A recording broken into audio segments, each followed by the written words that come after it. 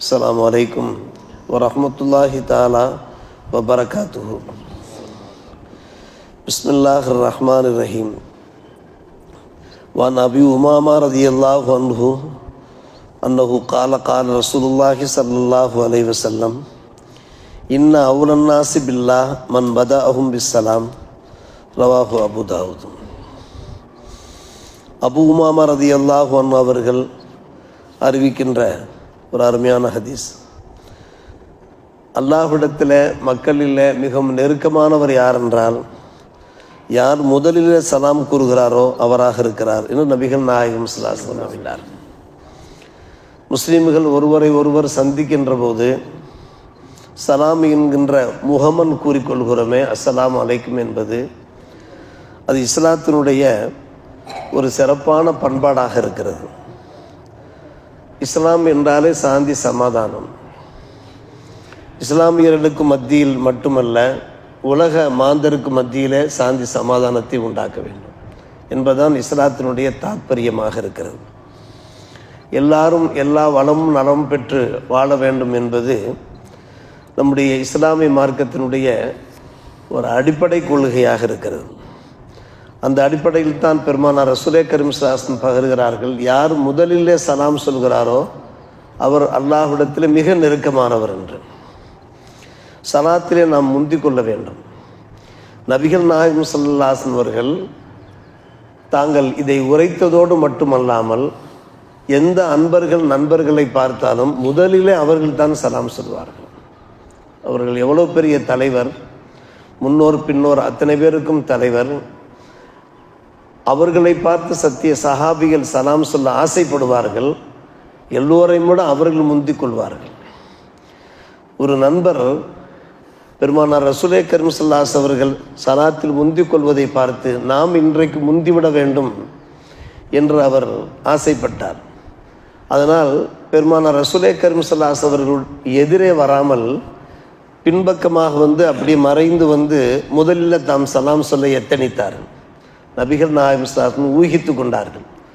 ஊகித்து கொண்டு சொன்னார்கள், அவர் தன்னை நெருங்கும் போதே அஸ்ஸலாமு அலைக்கும் என்று சொல்லிவிட்டார்கள். அவர் ஆசைப்பட்டார் தாம் முதலிலே சலாம் சொல்ல வேண்டும் என்று. பெருமானார் ரசூலே கரீம் ஸல்லல்லாஹு அலைஹி வஸல்லம் ஊகித்து கொண்டார்கள் தம்மை ஒரு நண்பர் நெருங்கி வருகிறார் என்று. காரணம், அவர்கள் தானே சொல்லியிருக்கிறார்கள் அல்லாஹ்வுக்கு மிக நெருக்கமானவர், முதலிலே சலாம் சொல்லக்கூடியவர் என்று. எனவே நம்முடைய இஸ்லாமிய மார்க்கத்தில் இது ஒரு அற்புதமான ஒரு ஏற்பாடாக இருக்கிறது. மக்கள் மத்தியிலே சாந்தி சமாதானம் சுகந்தம் சுபிச்சத்தை உண்டாக்குவதற்காக ஒவ்வொரு வார்த்தைக்கும் நன்மை இருக்கிறது. 10 நன்மைகள் இருக்கிறது. நாம் பல முறை கேள்விப்பட்ட ஒரு விஷயம்தான் நம்ம அவ்வப்போது ஞாபகப்படுத்திக் கொள்கிறோம். இம்ரான் இப்னு ஹுசைன் ரலியல்லாஹு அன்ஹு அவர்கள் அறிவிக்கிற ஹதீஸ், பெருமானார் ரசூலே கரீம் ஸல்லல்லாஹு அலைஹி வஸல்லம் இடத்துல ஒரு நண்பர் அஸ்ஸலாமு அலைக்கும் என்று சொன்னார். நபிகள் நாயகம் ஸல்லல்லாஹு அலைஹி வஸல்லம் பதில் சொன்னார்கள். அவர் அமர்ந்து கொண்டார். 10 நன்மைகள் என்றார்கள். மற்றொரு நண்பர் வந்தார். அஸ்ஸலாமு அலைக்கும் வரஹ்மத்துல்லாஹி வபரகாத்துஹு என்று ரஹ்மத்துல்லாஹ் என்று சொன்னார். பதில் சொன்னார்கள். அமர்ந்து கொண்டார். 20 என்றார்கள். மூன்றாம் நண்பர் ஒருவர் வந்தார். அஸ்ஸலாமு அலைக்கும் வரஹ்மத்துல்லாஹி வபரகாத்துஹு என்று சொன்னார். பதில் சொன்னார்கள். பெருமானார் ரசூலே கரீம் ஸல்லல்லாஹு அலைஹி வஸல்லம் அவர்கள் அமர்ந்தார். 30 என்று சொன்னார்கள். முதலிலே அஸ்ஸலாமு அலைக்கும் மட்டும் சொன்னவர் 10 நன்மை பெறுகிறார். வரஹ்மத்துல்லா வார்த்தையை சேர்த்தவர் 20 நன்மைகளை பெறுகிறார். பரக்காத்து என்கிற வார்த்தையை சேர்த்து சொல்லும்போது 30 நன்மைகள் கிடைக்கிறது. இது நாம் தான் தீர்மானித்து கொள்ள வேண்டும். நமக்கு 10 போதுமா இல்லை 30 நமக்கு வேண்டுமா என்பதை நாம் தான் தீர்மானித்து கொள்ள வேண்டும். சில பேர் நம்மிடத்தில் தொலைபேசியில் தொடர்பு கொள்ளும்போது அஸ்ஸலாமு அலைக்கும் வரஹ்மத்துல்லாஹி வபரகாத்துஹு என்றே ஆரம்பிப்பார்கள். நமக்கு சில சமயங்களில் அவசர காரியங்களாக இருக்கும். இவர் சலாம் நீட்டி சொல்கிறாரே, அதற்குள்ளே நமக்கு நேரம் போய்விடும் போல் இருக்கிறதே என்று. ஆனால் இந்த ஹதீஸ் நினைவுக்கு வந்துவிடும். இவர் 30 நன்மைகளை தட்டி செல்ல பார்க்கிறார் என்கிற ஹதீஸ் வருகிற போது நம்முடைய மனசு சாந்தமாக ஆகிவிடும். உங்கள் மீது சாந்தி உண்டாகட்டுமாக, அல்லாஹுடைய அருள் கிடைக்கட்டுமாக, அவன் மூலமாக பரக்கத்துகள் கிடைக்கட்டுமாக. பரக்கத் என்றால் அருள் வளம், பொருள் வளம் எல்லாம் கிடைக்கட்டுமாக என்று. அது வெளியே பார்த்தோம் என்றால் சந்திப்பின் போது கூறுகின்ற ஒரு முகமனாக தெரியலாம், ஒரு சடங்கு போன்று தெரியலாம். ஆனால் அது ஒரு பிரார்த்தனையாக இருக்கிறது மட்டுமல்ல, அது ஒரு வாழ்த்துறையாக இருக்கிறது. ஒருவர் மற்றொருவரை பார்த்து சொல்லிக் கொள்கிற ஒரு தஹ்னியத் என்பார்கள் அரபி வேடில், ஒரு வாழ்த்துறையாக இருக்கிறது. எனவே இந்த பாக்கியங்களை ஒவ்வொரு முஸ்லிமுமே பெறுவதற்கு முயற்சி எடுத்துக்கொள்ள வேண்டும். அன்னை ஆயிஷா ரலியல்லாஹு தஆலா அன்ஹா அவர்களை போன்று நம்முடைய பெண்கள் வாழ வேண்டும். நான் சமீபத்தில் ஒரு பெரியாரை பார்த்தேன். ஆயிஷா என்ற உடனே அவர் அப்படி மெய்யுருகி போகிறார். என் தாய் பேர் ஆயிஷா, என் பேத்தி பேர் ஆயிஷா, என் குடும்பத்தில் யாருக்காவது பேர் சுட்ட வேண்டுமென்றால் ஆயிஷா சித்திகா என்று நாங்கள் பேர் சுட்டுவோம், அதே போன்று ஆயிஷாவில் வேறு ஏதாவது அடைமொழியை சேர்த்து நாங்கள் பேர் சுட்டுவோம் என்று. ஆயிஷா ரலியல்லாஹு அவர்கள் அந்த அளவுக்கு ஒரு சிறந்த அறிவாளியாக இருந்தார்கள், மார்க்க விற்பனராக இருந்தார்கள், ஒரு பரக்கத்து மிகுந்தவராக இருந்தார்கள். எங்களுடைய குடும்பத்திலே 3 ஆயிஷாக்கள் இருக்கிறார்கள். ஆயிஷா ரலியல்லாஹு அவர்கள் அறிவிப்பு செய்கிறார்கள், பெருமானார் ரசூலே கரீம் ஸல்லல்லாஹு அலைஹி வஸல்லம் அவர்கள் என்னை பார்த்து ஒரு முறை சொன்னார்கள், ஹாதா ஜப்ரைல் யக்ரவு அலைக்கி சலாம், இதோ ஜப்ரைல் வந்திருக்கிறார், ஆயிஷா உனக்கு ஜப்ரைல் சலாம் சொல்லுகிறார். சலாம் சொல்வது யார்? ஜப்ரைல் அலைஹிஸ்ஸலாம், வானவருக்கோன் ஜப்ரைல் அலைஹிஸ்ஸலாம். உடனே அம்மா சொன்னார்கள், வா அலைஹிஸ்ஸலாம் வ ரஹ்மத்துல்லாஹி பரகாத்துஹு, 3 வார்த்தைகளையும் சேர்த்து சொன்னார்கள். இந்த பாக்கியம் எத்தனை பேருக்கு கிடைக்கும் சற்று யோசித்து பார்க்கிறோம். தாய்மார்களுக்கு வானவருக்கோன் ஜப்ரைல் அலைஹிஸ்ஸலாத்து வஸ்ஸலாம் அவருடைய சலாம் கிடைக்கிறது என்றால் அந்த அளவுக்கு ஆயிஷா ரலியல்லாஹு அன்ஹா அவர்கள் ஒரு மார்க்க பக்தி உடையவராக இருந்தார்கள், சிறந்த ஞானியாக திகழ்ந்தார்கள். அவரிடத்தில் பல்வேறுபட்ட சிறப்புத்தன்மைகள் இருக்கிறது.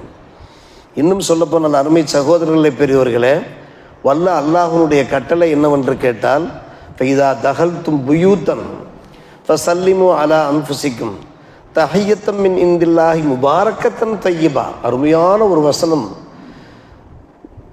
அல்லாஹ்வுடைய அடியார்களே, நீங்கள் வீடுகளுக்கு சென்றீர்கள் என்றால் உங்கள் மீது நீங்கள் சலாம் சொல்லிக் கொள்ளுங்கள். அது அல்லாஹ்வுடைய புறத்திலிருந்து உங்களுக்கு ஒரு சிறந்த காணிக்கையாக இருக்கிறது, அது பரக்கத்து வாய்ந்ததாக இருக்கிறது, தொய்யிபாவாக இருக்கிறது, மனம் மிக்கதாக வளம் மிக்கதாக இருக்கிறது. அந்த தஹியாவை, அந்த சலாத்தை பற்றி அல்லாஹ் வர்ணிக்கின்ற வார்த்தைகளை பாருங்கள், அப்படியே மெய் சிரித்து போகிறோம். தஹியா என்கிறான், முபாரக்கா என்கிறான், தொய்யிபா என்கிறான்.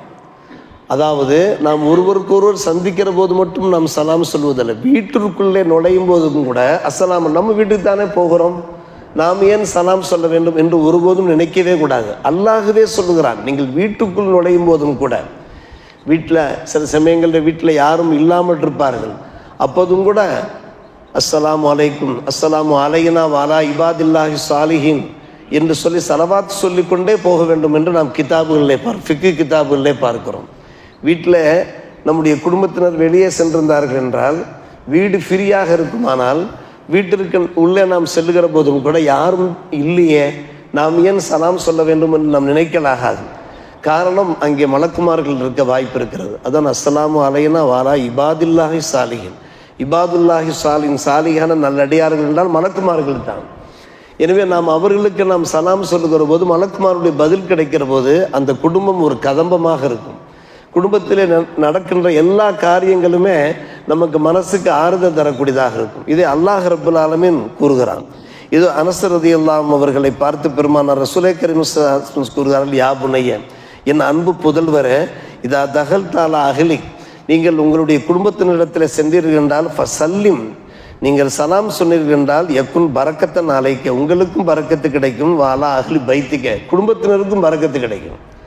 எனவே அன்பு சகோதரர்களை பெரியவர்களை ஒருபோதும் நாம் மறந்து விடவே கூடாது. கண்டிப்பாக என்ன சொல்ல வேண்டும், வீட்டிற்கு செல்லும் போதெல்லாம் நாம் சலாம் சொல்லிக் கொண்டு, எந்த நேரம் நாம் சென்றோம் என்றாலும் சலாம் சொல்லிக்கொண்டு நாம் நுழைந்தோம் என்றால் வீட்டில் மிகப்பெரிய ஒரு பரக்கத். இதில் முக்கியமான விஷயம், கவனிக்க வேண்டிய விஷயம் என்னவென்றால் சலாத்துக்கு பதில் சொல்ல வேண்டும். அது ரொம்ப ரொம்ப முக்கியமான ரத்து சலாம். ஒரு முஸ்லீம் மீது இன்னொரு முஸ்லீமுக்கான ஹக்கு என்னவென்று கேட்டால் சலாத்திற்கு பதில் சொல்வது. சில பேர் தலையை அசைப்பார்கள், அவ்வளவுதான், பதில் சொல்லுகிறார்களா இல்லையா என்பது தெரியாது. ஆனால் பெருமானார் ரசூலே கரீம் ஸல்லல்லாஹு அலைஹி வஸல்லம் அவர்கள் ஒரு முறை என்ன செய்கிறார்கள், வீட்டிலிருந்து வெளியே வந்து கொண்டிருக்கிறார்கள். நபிகள் நாயகம் ஸல்லல்லாஹு அலைஹி வஸல்லம் எப்போதும் ஒழுவோடு இருப்பார்கள். அந்த நேரத்தில் அவர்களுக்கு ஒழு இல்லை. ஒரு நண்பர் சலாம் சொல்லிவிட்டார். அந்த சலாத்திற்கு பெருமானார் ரசூலே கரீம் ஸல்லல்லாஹு அலைஹி வஸல்லம் பதில் சொல்ல வேண்டும். ஆனால் அவர்களுடைய நடைமுறை என்ன? ஒழுவோடு இருப்பார்கள், ஒழுவோடு தான் சலாத்திற்கு பதில் சொல்வார்கள். அவசரமாக என்ன செய்தார்கள்? பக்கத்தில் ஒரு குட்டி சுவர் இருந்தது, அங்கே சென்று தயமம் அடித்தார்கள். காரணம், ஒழு செய்து விட்டு அந்த சலாத்திற்கு பதில் சொல்வதற்கு முன்னாலே அந்த நண்பர் மறைந்து விடுவார், கண்ணிலிருந்து மறைந்து விடுவார். யாரை பார்த்து பதில் சொல்ல முடியும்? ஒரு திசையை பார்த்து பதில் சொல்ல முடியுமா? சலாம் சொன்னவருக்கு தானே ரத்து சலாம் செய்ய முடியும். வெகு வேகமாக என்ன செய்தார்கள்? ஒரு சுவரிலே சென்று தயமம் அடித்து வாலைக்கும் சலாம் என்று சொன்னார்கள், அவர் தெருவிலே மறைவதற்கு முன்னாலேயே. இதை வைத்து மார்க்க சட்டமே நமக்கு எடுத்திருக்கிறார்கள் இமாமார்கள். இந்த மாதிரி நிர்பந்தமான காரியங்களை நாம் தயமம் செய்வது கூடும். உதாரணமாக, ஜனாசா வந்து சேர்ந்து விட்டது, மக்கள் சஃபில் நின்று விட்டார்கள், இமாம் தக்பீர் சொல்ல போகிறார். அப்போதான் ஒருவர் வேகமாக உள்ளே வருகிறார், ஜனாசா தொழுகையில் கலக்க வேண்டும். ஒழுவெடுத்தால் ஜனாசா தொழுகை நிறைவேறிவிடும். இப்போது என்ன செய்வது? ஜனாசாவிலே கலக்க வேண்டும். அது மிகப்பெரிய ஒரு பாக்கியம். நம்ம ஊரை பொறுத்தவரை அது மிகவும் சிறப்பான முறையில் நம்முடைய மக்கள் ஜனாசா தொழுகையில் கலப்பது, ஜனாசாவுக்குண்டான அந்த சடங்குகளில் ஈடுபடுவது, அழகான முறையில் அந்த சுமந்து வருவது, ஏழை பணக்காரன் என்கிற ஒரு வித்தியாசம் இல்லாமல் அல்லாஹ் செஞ்ச ஒரு மாபெரும் அருட்கொடை என்று தான் சொல்ல வேண்டும். மார்க்க கிதாபுகளில், ஃபிக்கு கிதாபில் எழுதப்பட்டிருக்கு, உடனே தயமம் அடித்து விட்டு ஜனாசா தொழிலை கலந்து கொள்ளலாம். நாம் என்ன செய்ய வேண்டிய அவசியம் இல்லை, உழுவெடுக்க வேண்டிய அவசியம் இல்லை. என்ன காரணம்? நாம் உழுவெடுத்து வந்து ஜனாசா தொழுகையை கலந்து கொள்வதற்கு முன்னாலே அந்த தொழுகை முடிந்துவிடும். அடுத்து புதுசாக இன்னொரு முறை ஜனாசா தொழுகை என்பது கிடையாது. நம்முடைய ஹனஃபி மதுஹபை பொறுத்தவரை இன்னொரு முறை ஜனாசா தொழுகை என்பது கிடையாது, ஜமாத் என்பது கிடையாது. ஜமாத்து ஒரே ஒரு ஜமாத்து தான். எனவே நம்முடைய ஃபிக்கு கிதாபில் நமக்கு எடுத்துரைக்கப்பட்டிருக்கிற ஒரு விஷயம், தயமம் செய்துவிட்டு, தயமம் செய்வதற்கு ரொம்ப நேரம் ஒன்றும் ஆகாது. ஒரு முறை கையை அழைக்கும், முகத்தை தடவி கொள்கிறோம், மறுமுறை நம்முடைய 2 கைகளையும் சுவத்திலே பதித்து மறுபடியும் 2 கைகளையும் தயமம் செய்துவிட்டு வெகு வேகமாக ஒரு தக்பீர் 2 தக்பீரில் கூட நாம் ஜனாசா தொழுகையில் கலந்து கொண்டு பின்பு சலாம் கொடுத்ததற்கு பின்னாலே கடைசியாக நாம் எத்தனை தக்பீர்கள் விடுபட்டு போதோ அந்த தக்பீர் நம்ம கலா செய்து கொள்ளலாம்.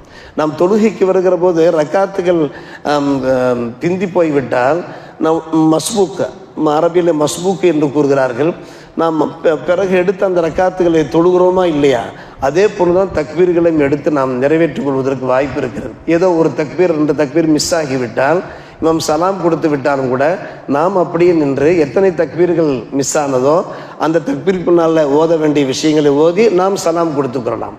இந்த அளவுக்கு அன்பான பெருமக்கள் நமக்கு பர்மிஷன் தரப்பட்டிருக்கிறது. சலாத்திற்கு மறுபதில் சொல்ல வேண்டும். மறுபதில் சொல்வது வாஜிபு. அன்பு சகோதரர்களே, சலாம் சொல்லுவது சுன்னத்து, அது நபி வழி, பெருமானார் ரசூலே கரீம் காண்பித்த ஒரு அருமையான ஒரு பண்பாடான விஷயம். ஆனால் சலாத்திற்கு பதில் சொல்வது வாஜிபு. இந்த சட்டங்களை விளங்கி நாம் செயல்பட வல்ல அல்லாஹ் நம்ம எல்லோருக்கும் நல்லொரு புரிவானாக. வாஹிர் தாவானா அல்ஹம்துலில்லாஹி ரப்பில் ஆலமீன்.